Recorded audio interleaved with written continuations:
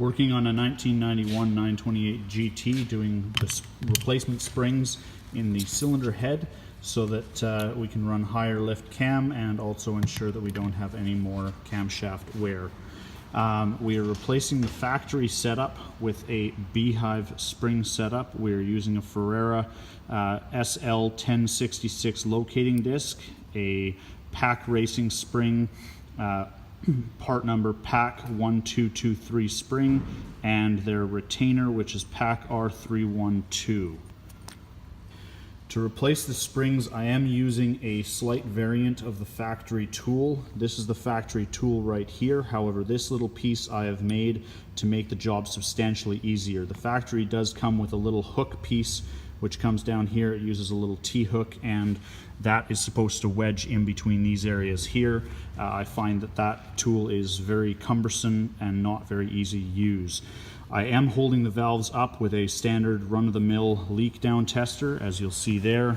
Here's the other end of it here, and you just put compressed air into the combustion chamber to ensure that the valves stay closed while you're doing the replacement of the valve springs. Here you can see how I have the factory tool set up with my little adapter. It's just threaded into the cam journal cap, and then what I do is I just apply pressure and use a small little magnet and fish out two valve stem retainers, and then release pressure, take these guys off, and then you will need to unthread this little bolt and remove the factory tool. Now, sometimes the factory tool does like to hold onto the upper spring retainer.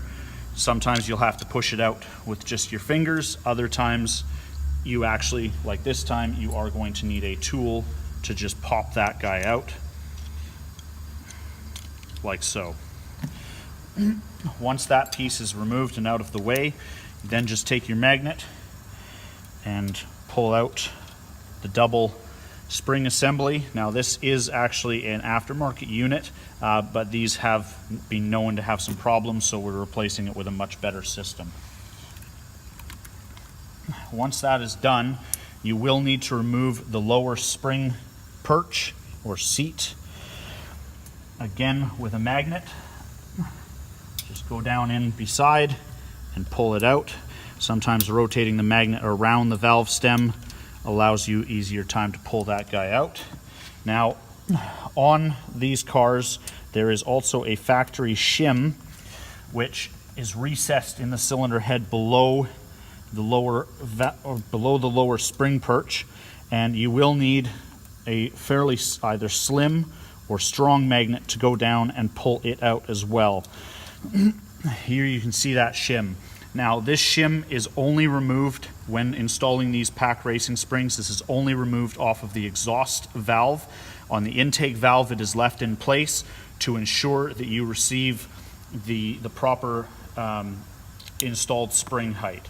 So once that is done, you then take the Férrea spring seat locator disc and just drop it over top of the valve stem, put on the new valve spring, put on the retaining disc, and then once that's in place, you need to take the factory tool and bolt it back into place.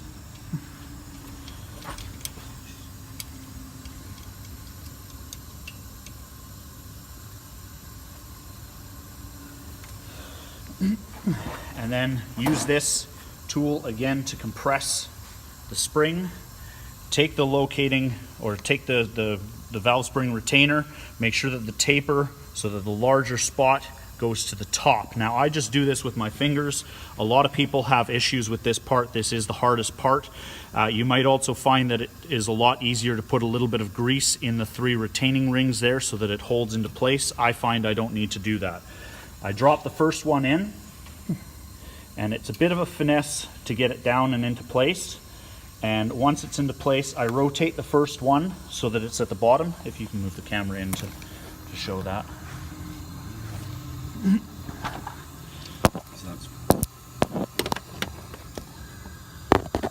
Move it in so that they can actually see the seat. There you go. Okay, now you can see that the retainer is at the bottom. I also lift up a little bit so that the valve spring holds that guy into place while I get the second one ready. Do not release it or it will wedge in there and make extraction much harder. Okay, back out. Again, make sure that the second unit, that the taper is up, and use whatever tool you find necessary to get it back into place. And then just drop it into place, release the pressure, and that is one of the exhaust valves completed. At this point, you just remove the factory tool. Put this one now into the upper spot. You can do the lower spot as well, but then you have to reverse the position on the factory tool, moving this piece up to here. I prefer to just do it this way. If you thread this in too much when you're doing this job, what will end up happening is that when you go to release the tension on the spring, the arm of this tool will hit the intake manifold and it'll be a much more difficult time getting it out.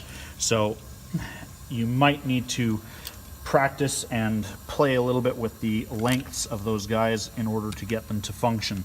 So again, I put it up there, I release I pull the spring tension off, I pull the two retainers out. There's the retainers, release pressure, and as you can see there, the factory tool is touching the manifold. It hasn't come out, but all of my spring tension is fully released. Pause it.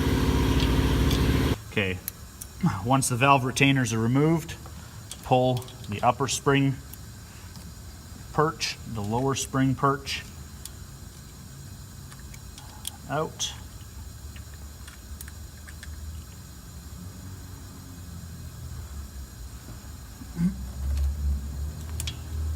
There's that.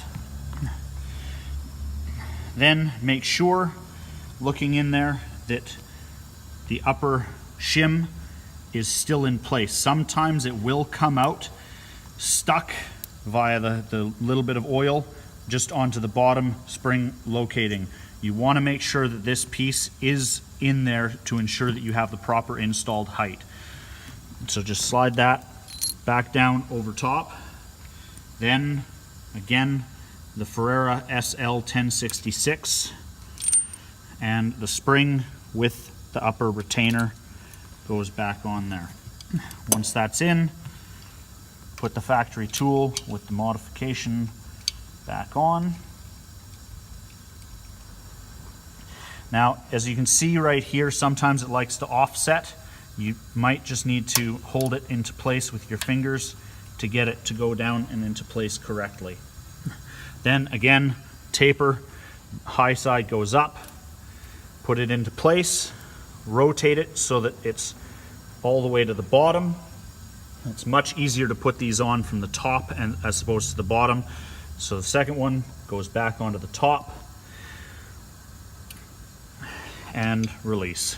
And then you just simply move on to the next hole by rotating the tool. And as you see, the bolt just went flying on me, but prior to doing this job, all of the oil drain holes are filled with rags or sponges or other items like that to prevent the keepers or any bolts or hardware from being able to fall down and go into the oil pan.